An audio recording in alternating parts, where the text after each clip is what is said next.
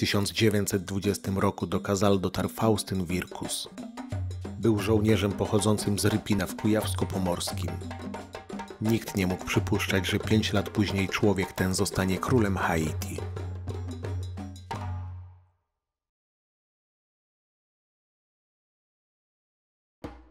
Faustyn Wirkus przyszedł na świat w 1897 roku.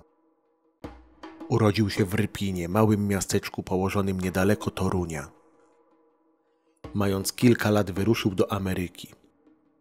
Jego rodzina, podobnie jak setki tysięcy innych Polaków, postanowiła szukać swojego szczęścia w USA.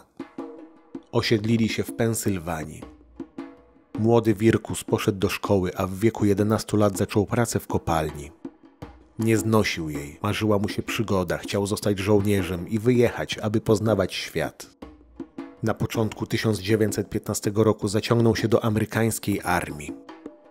Zbiegło się to w czasie, kiedy Stany Zjednoczone napadły Haiti. Interwencja USA na Haiti to materiał na osobny odcinek. Od czasu uzyskania przez Haiti niepodległości w 1804 roku kraj musiał borykać się z zakusami Stanów Zjednoczonych, które okupowały sąsiednie Portoryko i chciały powiększyć ilość kolonii na Karaibach. Amerykańskie banki, które próbowały rozepchać się na Haiti, miały problem. Konstytucja haitańska zabraniała obcokrajowcom kupowania ziemi. Ponadto Haiti posiadało własny, niezależny bank narodowy. Haitańczycy, wiedząc, czego mogą się spodziewać po białych ludziach, niechętnie wchodzili w relacje z amerykańskim biznesem. Prezesi amerykańskich banków przekonali amerykańskiego prezydenta Woodrowa Wilsona o zyskach, jakie okupacja Haiti przyniesie Ameryce. Otrzymali zielone światło. Opłacali grupy bojowników, które destabilizowały sytuację na Haiti. Gdy sytuacja między krajami stała się z tego powodu bardzo napięta, USA wydało decyzję o interwencji z powodu zagrożenia amerykańskich firm na Haiti. W 1915 roku armia amerykańska najechała Haiti i rozpoczęła okupację kraju. W pierwszej kolejności USA ustanowiło swoją władzę, ogłosiło Haiti kolonią, opróżniła Narodowy Bank Haiti ze złota, które wysłała do Nowego Jorku, oraz zmieniła konstytucję na taką, która dawała pełnię praw obcokrajowcom. Na Haiti wybuchła kolejna wojna o niepodległość. W takich okolicznościach Faustyn Wirkus trafił na Haiti. Przez pierwsze lata patrolował okolice Port-au-Prince. Był dwukrotnie ranny, jednak nie zakończył służby. W 1919 roku jako sierżant objął dowództwo nad żandarmerią w regionie Parodin.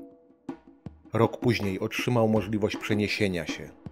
Usłyszał, że najluźniejsza jest służba na należącej do Haiti wyspie Gonave. Mimo starań nie trafił tam. Został przeniesiony do Archaie, miasteczka położonego niedaleko Cabaret. Tam po raz pierwszy spotkał się z haitańskimi Polakami. Po latach służby, znając język i będąc oswojony z lokalną społecznością, służył radą i pomocą. Był lubiany. Lokalni mieszkańcy przychodzili do niego poradzić się lub z prośbą o rozstrzygnięcie sporu. W końcu, mając przed sobą dwóch kłócących się murzynów, usłyszał od jednego z nich: psia krew, cholera jasna! Oto na końcu świata usłyszał język, którym posługiwano się w jego domu. Szok był tym większy, gdy dowiedział się, że będzie musiał rozstrzygnąć spór między czarnoskórym Jasińskim i jego sąsiadem, Połyńcem. W ten sposób Wirkus dowiedział się o leżącym kilkadziesiąt kilometrów dalej Kazal i o jego mieszkańcach. To potomkowie legionistów polskich, których w 1802 roku Napoleon przysłał tu, aby stłumili powstanie niepodległościowe. Duża część Polaków przyłączyła się do powstańców, dzięki czemu w niepodległym Haiti Polacy dostali zgodę na osiedlenie się. Faustyn odwiedzał Kazal wielokrotnie, zostawiając po sobie kilka zapisanych anegdot. Najciekawsza z nich była dotycząca jego zabiegów o serce poznanej w Kazal mulatki, Marii. Faustyn chciał spełnić jej największe marzenie i kupić buty. Po znalezieniu odpowiedniego obuwia wysłał je do Kazal przez posłańca, jednak po wyruszeniu z butami słuch po nim zaginął. Gdy Faustyn na kolejnej przepustce wybrał się do Kazal, okazało się, że posłaniec dał Marii buty jako prezent od siebie. Prezent spodobał jej się tak bardzo, że niedługo później wzięła z posłańcem ślub. Faustyn porzucił Kazal, ale nie cierpiał zbyt długo. Po 5 latach służby dopiął swego i wylądował w 1925 roku na Gonave. Jako doświadczony i mający sympatię lokalnych mieszkańców został mianowany administratorem okręgu. Faustyn poświęcił się pracy na wyspie. Był jednym z nielicznych najeźdźców, których Haitańczycy szanowali. Któregoś dnia, wizytując więzienie, Faustyn trafił na Timę Menę, haitańską kapłankę wudu więzioną z powodu zdelegalizowania tej religii.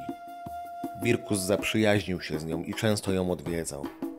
Gdy po roku władze postanowiły zastosować amnestię i wypuściły kapłankę, Timę Menę zaprosiła Faustyna na ceremonię wudu.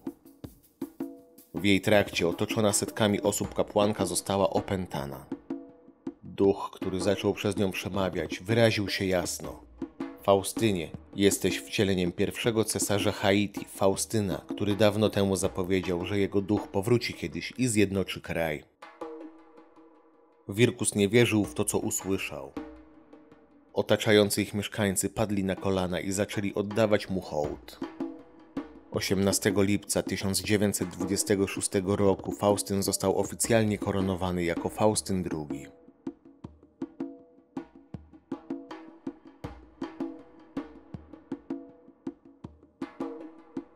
Faustyn powrócił do zarządzania wyspą, nie tylko jako amerykański administrator, ale również jako król. Rządził wyspą razem z Timę Menę, która, jak się okazało, była od wielu lat plemienną władczynią Gonawy. Amerykańskie dowództwo, tłumiące akurat kolejne powstanie niepodległościowe na Haiti, uznało, że niecodzienna sytuacja Wirkusa jest korzystna. Dzięki jego autorytetowi mieszkańcy słuchają go, a Gonawę jest jedynym miejscem na Haiti, w którym nie ma walk. Postanowiono nie ingerować w sytuację na wyspie. Gonawę pod rządami Wirkusa stało się najsprawniej zarządzanym regionem Haiti. Ale nie trwało to jednak długo.